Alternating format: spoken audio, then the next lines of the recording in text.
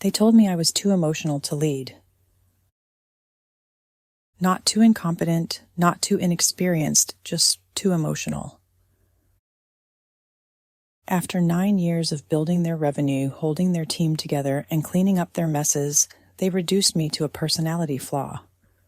So I gave them exactly what they claimed they wanted: no warmth, no extra effort, no emotional labor. For 1 full quarter, I spoke only when necessary. I delivered quietly, flawlessly, and left nothing behind but results they couldn't take credit for. And when the silence ended, so did their control. My name is Elaine Carter. I'm 36 years old. For the past 9 years, I worked as a senior strategy manager at a mid-sized investment firm in Chicago. I wasn't flashy, and I never wanted to be. I just did the work, and I did it well. I led teams, managed multi-million-dollar portfolios, brought in new clients when others were losing them. I was the kind of employee who made the numbers move, but without ever needing the spotlight. My results spoke for themselves, and I preferred it that way. Still, I knew my moment was coming. Whispers of a possible promotion had started floating around, Director of Strategic Growth. It would have been the culmination of nearly a decade of quiet, steady labor. I wasn't entitled to it, but I was prepared for it. Then came the meeting. It was early spring. The city hadn't thawed yet, and neither had Scott, my boss. Scott had this polished way of cutting people down, like he was doing you a favor by making you smaller. He called me into his office, glass walls, fake leather, no warmth, and told me to close the door. "I've been reviewing the leadership pipeline," he said, hands folded like he was delivering a eulogy. "Your numbers are strong, no doubt, but I've been getting feedback." I waited. "It's the way you lead," he continued. "You're too emotional, too involved. It makes people uncomfortable. You're not detached enough to scale." That was the word he used, detached, like empathy was something you were supposed to leave at home. I blinked. I didn't say anything. I remember the way the fluorescent lights buzzed above us, the way his Mont Blanc pen clicked against the table. He looked at me like he expected me to thank him, like this was a favor. Too emotional. It hit me in a place I didn't show him. After everything, after the late nights, the weekends, the crises no one else wanted to handle, I was being told that caring made me unqualified. I smiled. And in that moment, something inside me shifted. Not in an angry, explosive way. It was quieter than that. Like a curtain falling between who I was and who I had just decided to become. I didn't fight him. I didn't defend myself. I just nodded, said thank you, and walked out of that office. But from that moment forward, I gave Scott exactly what he asked for: silence. For the next quarter, I didn't argue, I didn't explain, I didn't react. I gave him 3 full months of calm, calculated detachment. And by the time the quarter ended, the silence had said everything he needed to hear, and more.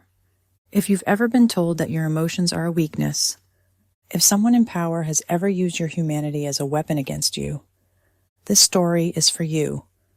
Stick with me, because I'm going to tell you exactly how I turned that accusation into my quiet advantage. If you're finding this resonate so far, consider subscribing so you don't miss the rest. It really helps the channel grow and lets me keep sharing stories like this with you. The strange thing about betrayal is how quiet it feels when it first hits. There's no thunderclap, no shouting match. Just this dull, sinking awareness that someone has finally said what they've probably believed for years. After Scott's comment, I went back to my desk like nothing had happened, smiled politely, typed a few emails. But inside, everything was rearranging. I started replaying all the moments that suddenly made more sense. The times I'd advocated for my team in meetings and he'd smirked like I was being soft. The time I spent weeks mentoring a struggling associate only to be told I was wasting time on non-essential resources. Every late-night email I'd sent thinking it would show commitment when in fact I was just feeding a machine that was never going to reward me. He didn't want a leader, he wanted a machine. something clean and cold and non-threatening, something he could control. I thought about the sacrifices I'd made over the past 9 years, the birthdays I missed, the family trips I postponed, the long stretches when my body showed up at work, but the rest of me was numb with exhaustion.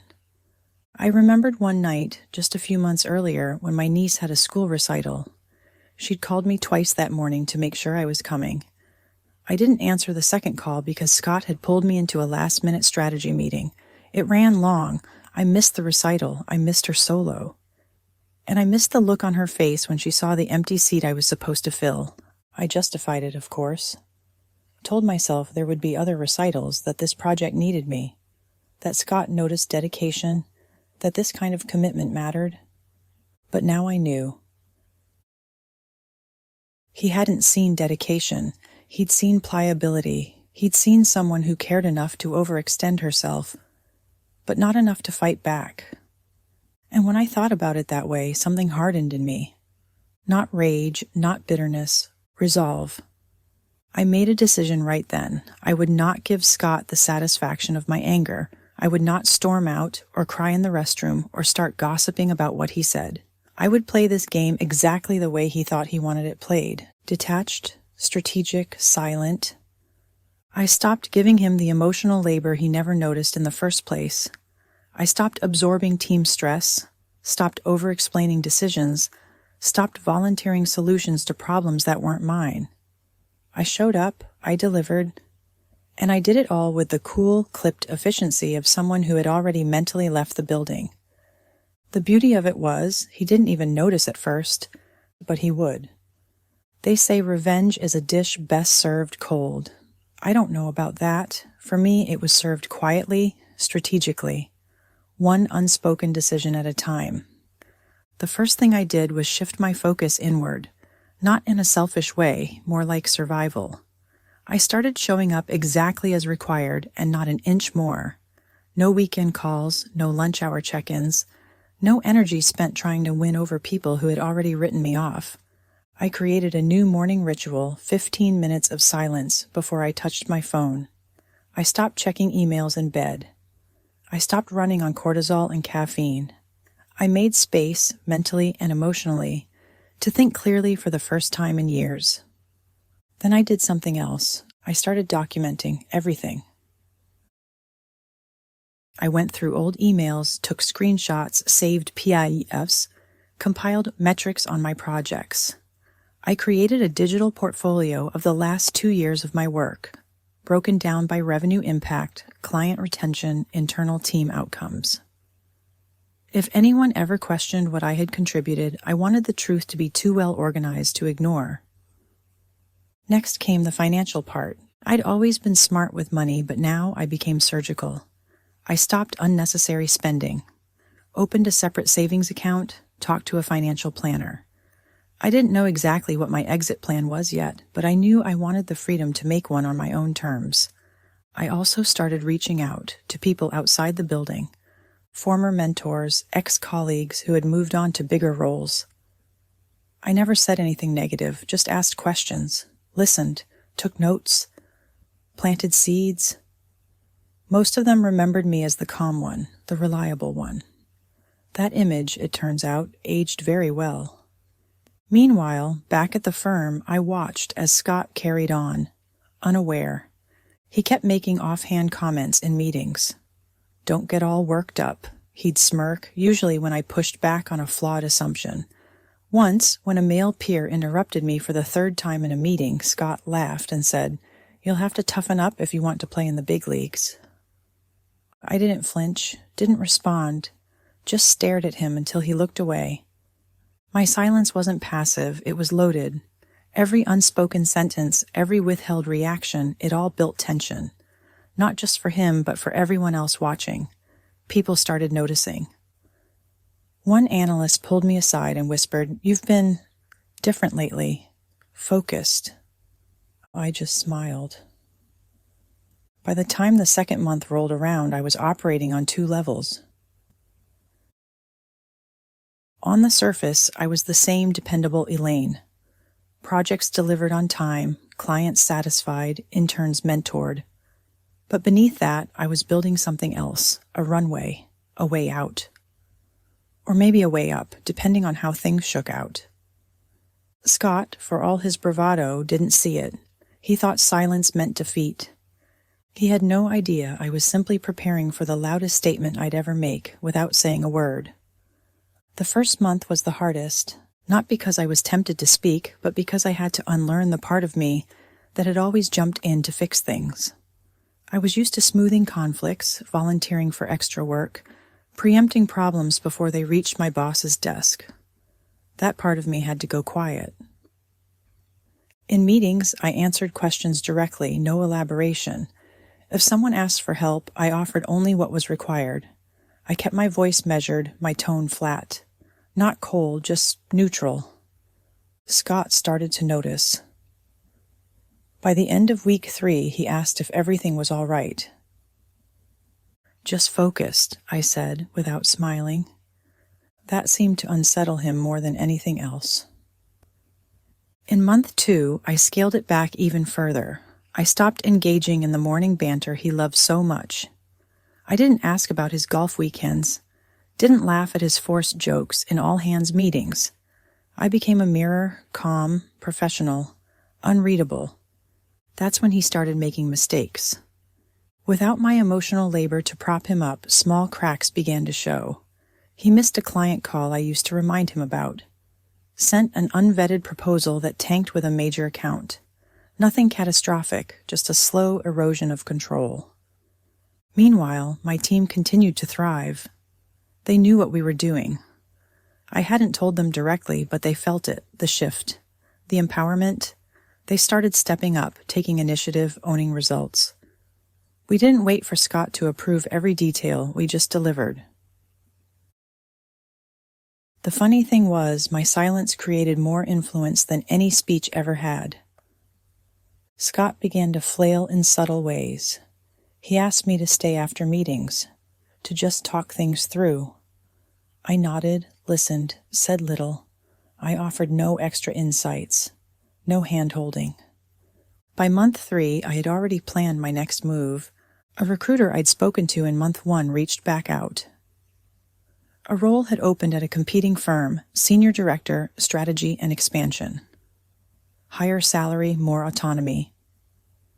A team twice the size. They wanted me to interview. I didn't rush. I did my due diligence. Quietly, professionally. Back at work, Scott was trying harder now. More praise in meetings. More, Elaine's team really nailed this. He was catching on, but it was too late. I continued to give him exactly what he'd asked for. Distance. Professional detachment. No emotion. No heat. Just pure, focused execution. And then came the quarterly review. The firm held a leadership meeting every 3 months. Partners, senior managers, key executives. Normally, Scott would lead the presentation for our department, but this time, someone above him requested that I do it. I arrived with data, slides that showed every growth metric, every improvement, team retention, client wins, process innovations. The numbers told a story that no one could ignore. Halfway through my presentation, Scott interrupted with a joke.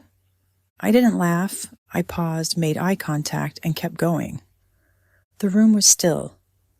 When I finished, the head of operations leaned forward. "This is the cleanest growth we've seen from this department in over a year," he said. "Elaine, what changed?" Scott tried to speak. I beat him to it. "I stopped compensating for dysfunction," I said calmly. "We focused on execution. The team knew what we were capable of once we cleared the noise." No raised voice, no finger pointing, just truth. The silence that followed was heavier than any applause. Scott shifted in his chair. I sat back. 3 months of silence. 1 moment of clarity. That was all it took. The boardroom emptied slowly that day. Executives lingered longer than usual, coming up to shake my hand, asking quiet questions about my methods. One of them even said, "You should be leading more than just this department." Scott stood off to the side, smiling too hard, his usual confidence now chipped at the edges. I could feel the shift in the air. The power balance had tilted not with drama, but with precision. Later that afternoon, Scott called me into his office. Same glass walls, same cold decor. Only this time the energy was different. He looked unsure, something I'd never seen on him before. "That was a strong presentation," he said, clearing his throat. "Very compelling." "Thank you," I replied flatly. He hesitated like he wasn't sure how to proceed. "I think we've both learned something over the past few months. Maybe I misjudged you." I didn't respond, just held his gaze. "I'd like you to stay," he said. "There are opportunities coming down the line, and frankly, I need someone with your steadiness." I smiled, a real one, but not for him. "That's kind of you to say," I replied. "But I've already accepted another offer, senior director, different firm." His face twitched. "You didn't say anything." "I was just focused," I said, echoing the words I'd given him months earlier. He tried to recover. "Well, maybe there's room to negotiate. If it's about compensation, we can discuss." "It's not about compensation," I said softly. "It's about alignment." He leaned back, exhaled. "I wish you'd told me sooner." I stood. "I did," I said. "You just weren't listening." And then I walked out of that office, calmly, cleanly, with nothing left to prove. In the elevator down, I didn't feel triumphant. I felt free. No yelling, no breakdown, no revenge fantasy acted out in some dramatic scene. Just silence, backed by strategy, clarity, and the kind of power that doesn't need to announce itself. He called me too emotional. So I gave him nothing but performance. No chaos, no tears, just a quarter's worth of silence, and the results that followed. And when I left, the entire floor knew who had really been in control all along. The first Monday at my new role felt like waking up in a different version of my own life. No more second-guessing, no more holding my breath around people who didn't see me. My new office wasn't bigger, but it was mine.